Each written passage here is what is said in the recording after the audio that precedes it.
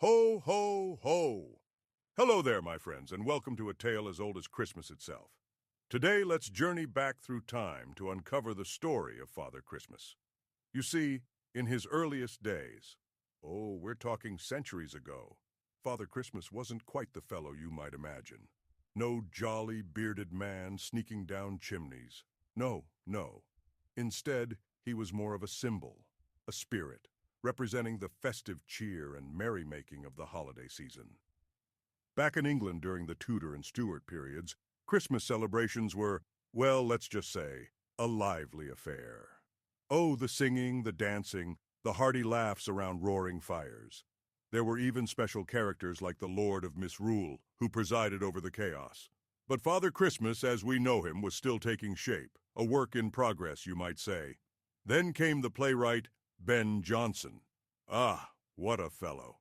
In 1616, he introduced a version of Old Father Christmas in a play called Christmas His Mask. Here he appeared as a cheery, thinly bearded man, Old Gregory Christmas, he called himself, dressed in old-fashioned attire, bringing a bit of satire along with his sons and daughters, who represented various festive traditions. Imagine that.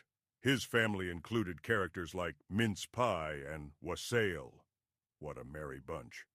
Now, it wasn't all rosy. Oh, no, no, no.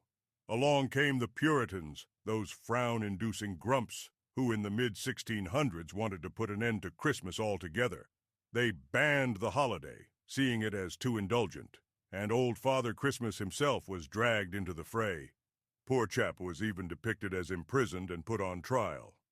Thankfully, the Restoration brought the festivities back, and along with it, the revival of Father Christmas as a symbol of the season's joy. But here's the interesting bit, and this might surprise you. Early ideas of Father Christmas had nothing to do with presents or children. Ho, ho! He was all about roasts, plum pudding, and a good old toast with friends under mistletoe-clad ceilings. A jolly old time for everyone, but adults were the stars of the show, not the little ones. Isn't that fascinating? Ho, ho, ho! My dear friends, let us now journey to the sun-drenched lands of the 4th century, where the story of a remarkable man by the name of St. Nicholas begins.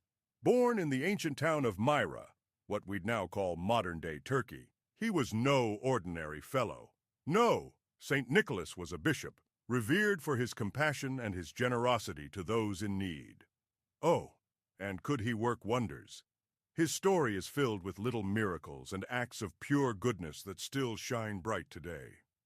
Now, one of the best-loved tales goes something like this. There was a poor man with 3 daughters who were on the brink of being sold into slavery. Oh, tragic, isn't it? But St. Nicholas, in the quiet hush of night, delivered 3 bags of gold by, wait for it, tossing them right down the chimney.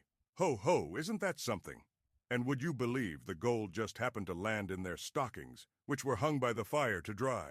Quite the aim, wouldn't you say? This act of kindness didn't just save a family. No, it planted the seeds for a grand tradition that would become part of so many of your Christmas celebrations. In medieval Europe, tales of St. Nicholas spread far and wide, reaching from Italy to northern lands. His relics, oh yes, were transported to Bari, Italy in 1087, sparking pilgrimages and devotion. And as for his feast day, December 6th, that became a time for giving gifts, especially to children. Little shoes and stockings left out by the fire, filled with treats and toys, all in his honor. Sound familiar?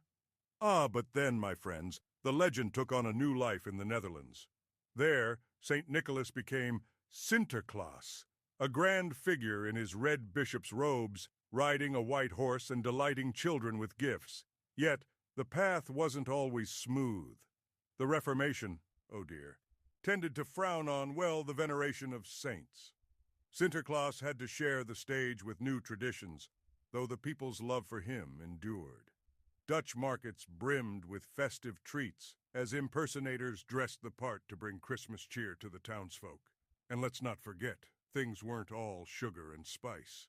The Sinterklaas tale also included his, well, less cheerful companions, like Krampus, Pelsnickel, and others, who arrived to discipline naughty children. Thankfully, dear old Nicholas remained the spirit of generosity, mirth, and kindness, always triumphing in the hearts of the people. Isn't it wonderful how one man's goodness carried through centuries to touch so many lives? Ho, ho, ho! Well, now, my friends, we've journeyed through time and across continents, haven't we? And here we are in America, where the legend of Santa Claus truly came into his own. It was here that the stories of St. Nicholas and Sinterklaas blended together with the old English Father Christmas. Oh, what a melting pot of traditions it became. In the early 1800s, you see, New York was still feeling its Dutch roots. Washington Irving and other writers sparked visions of Sinterklaas flying over rooftops in a wagon. And in 1822, oh ho, what a turning point.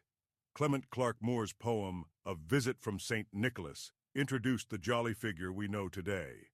A right jolly old elf, with twinkling eyes and a belly that shook like a bowlful of jelly. A sleigh pulled by 8 tiny reindeer?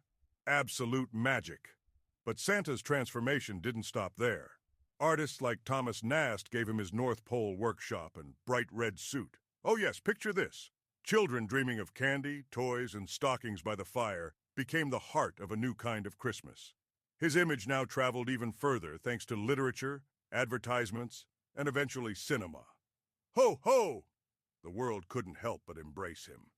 And beyond America, well, Santa Claus found a home everywhere he went. In some places, he's still Père Noël or Yulupuki. Others add a little local flair, but the message is always the same. Generosity, joy, and wonder shared with those we love. It's amazing, isn't it? How one idea, one bright spark of kindness, has united so many, from the smallest villages to the busiest cities across the world. So, my dear friends, that brings us to the end of today's journey. But remember, each time you see that twinkle in a child's eye or hear a heartfelt laugh, you're seeing a little piece of this story continue. Ho, ho, ho. Keep the spirit of Christmas alive, and may your days be filled with joy, love, and plenty of magic. Merry Christmas to you all.